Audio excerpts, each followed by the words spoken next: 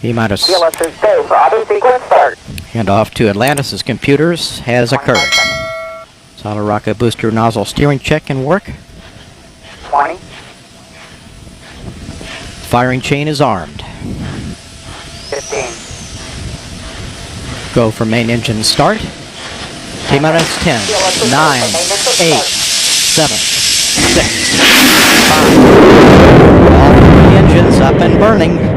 2, 1, 0, and liftoff! The final liftoff of Atlantis on the shoulders of the space shuttle.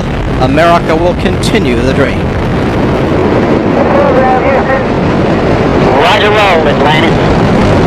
Houston now controlling the flight of Atlantis. The space shuttle spreads its wings.